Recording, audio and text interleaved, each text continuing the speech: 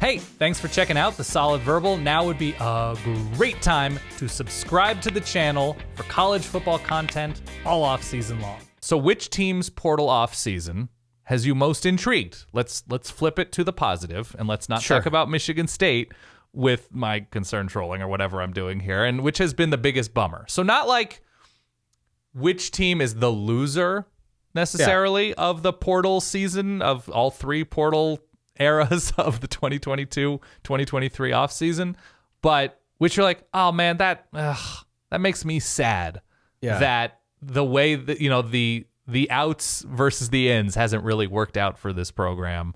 So let's first start with the positive. Who you're like, that team, ooh, I can't wait. And that team, Well, I mean, the one that I'm not going to say, ooh, I can't wait, but the one that I think I'm most intrigued by is Ole Miss. Okay. I'm intrigued by the quarterback situation at Ole Miss because they had Jackson Dart a year ago. They brought in Spencer Sanders as a grad transfer in like his 15th season. And in addition, they brought in Walker Howard from LSU. Yeah. Those are three notable names in college football. If you've been paying any attention to college football, you know all three of those guys. Sure. Right? In some way, shape, or form. You know who they are. You know that they each bring a different skill set and that each have been in the news one way or another. I'm surprised that we did not see like one of them decide, hey, maybe we'll go to Alabama, or hey, maybe we'll go to Florida. There's a clear path for any of those guys to go elsewhere. I suppose there may still be another option at some point to leave and go elsewhere.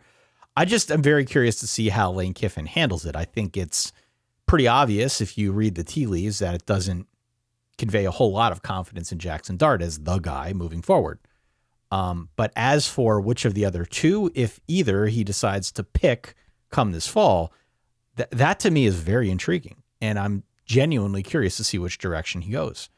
Obviously, Spencer Sanders, much more of a known quantity. Jackson Dart at this point, more of a known quantity. Walker Howard brings with him, I think, a lot of hype from when he was recruited and did the weird 360 pedestal dance with Brian Kelly. That to me is fascinating. So I'd probably answer Ole Miss. As for biggest bummer, the biggest bummer, I think, is Colorado, man. Okay, let's talk. It's got to be Colorado.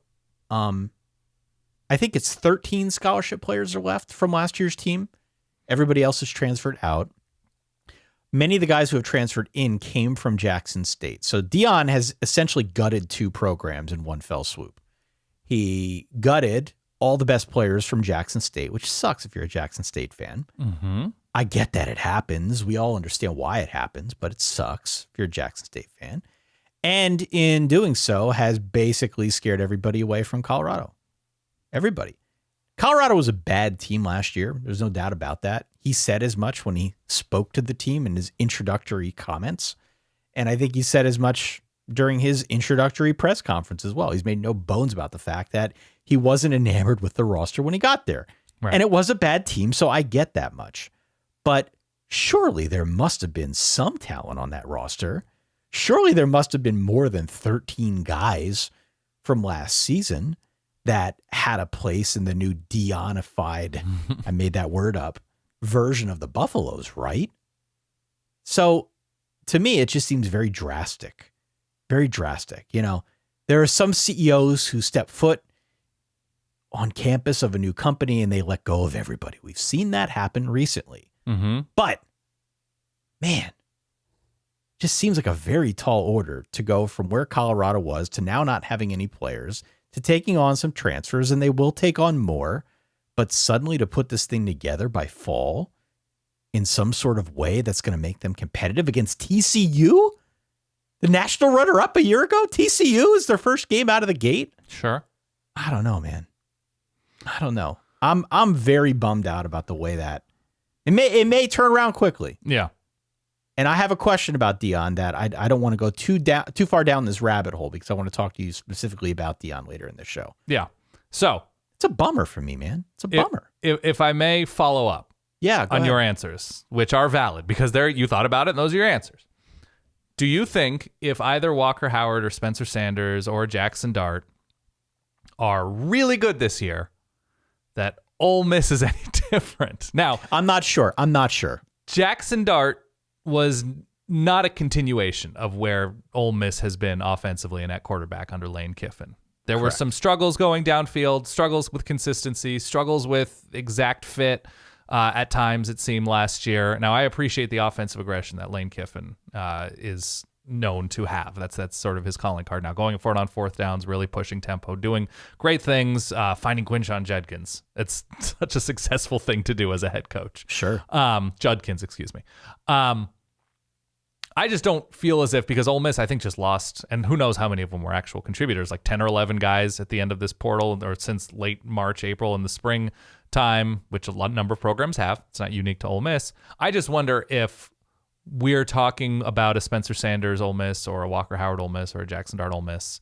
Is it a different Ole Miss than what we've seen the past couple years? That's where the intrigue maybe leaves my body a little bit. Yeah, I just I'm curious so much in this portal era about the whole roster construction bit and that weird song and dance, that chess game that coaches have to play. Because, of course, you always want to get better at every position. Yeah. Whenever you can. The portal makes that more attainable than ever before.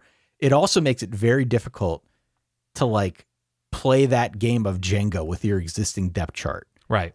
And avoid the whole thing falling down because you decide you want to try and get a little aggressive in the portal.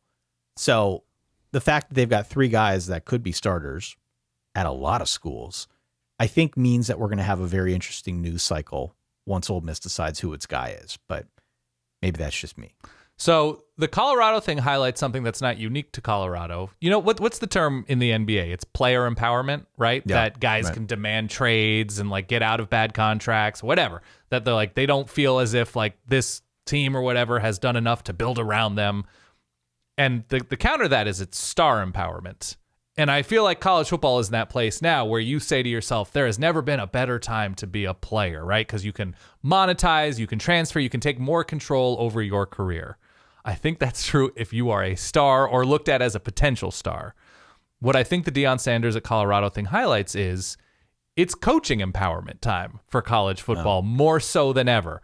The control that one coach, head coach, that one has over his roster to say, hey, 7 players at the end of spring camp, you're probably not going to play at all here. And so it's probably for the best for your career to find somewhere where you're going to play. To have the ability to tell players that and have their freedom of movement away from the roster that you want to build feels more anti-player than ever. That two things are kind of true at the same time. That players have more opportunity because of that freedom of movement, but because of that freedom of movement, coaches have more opportunity to play around with their rosters. And so Deion's a more extreme case. I don't think Carl Durrell was going to win a lot of games at Colorado, but we saw a couple of players, a few players from the Colorado team 2 years ago from this roster. One of them was just drafted, right? Christian Gonzalez in the first round, went to Oregon, was one of the top cover corners in the country. We saw Mekhi Blackman make a bunch of plays, Brendan Rice, both at USC. There were players on this roster. Now, were they Mel Tucker players? Well, that's a conversation, yes. But I don't, without having watched a ton of Colorado last year, because why would you unless you were a Buffs fan? There's a reason why you go 1-11. Was that what their final record was last year? 1-11? No. And if you're Deion Sanders, knowing that even with your name... Hold that thought. What? Don't get too deep into this. Okay, I won't go deep into Colorado, but I'm just saying... I have a Deion-specific question. Maybe we'll do that next. Coach, basically any coach, 128 out of 131 or whatever coaches can easily be fired after 3 years, especially if they're in the Big Ten or SEC, and there's much more money to play around with buyout-wise than ever. So coaches feel the pressure to immediately transform a roster because this is maybe their only opportunity to do so at a Power 5 place. So they have to take advantage. They have to be quick. They have to be nimble. And they have to redo the roster, right? The previous guy didn't know what he was doing. This is my time to put a stamp on a roster. So I'm going to do it quickly. And that might mean forcing out 27 players or 19 players, or in Deion Sanders' case, 4 generations of players, whatever. And so on a certain level, you're like, these guys want to do everything they can within the rules to get in, and even if it's not technically in the rules, even if they're operating in a number of different shades of gray to bring in a Florida State transfer, a West Virginia transfer, a Northern Texas transfer, whatever, the window is so short to do so that they want their own guys. Because Deion Sanders trying to win with Carl Durrell guys or Mel Tucker guys who have been a part of a losing culture for the past couple of seasons, especially last year, is just going to reflect poorly on Deion. They're like, why can't you win with a bunch of low-level Mountain West players in the Pac-12? Right. I get it. And so on a certain level, it's not unique to Deion, and we can talk more about it momentarily, but it has become a pretty anti-player time, with the face of it being, it used to be terrible. Now they can transfer freely and make money off of their name, image, and likeness. But that's, I think, a very small percentage of rosters across the country right now. Give me that sound again. I'm putting the glasses back on now. Internal affairs. Boom. You look great, Ty.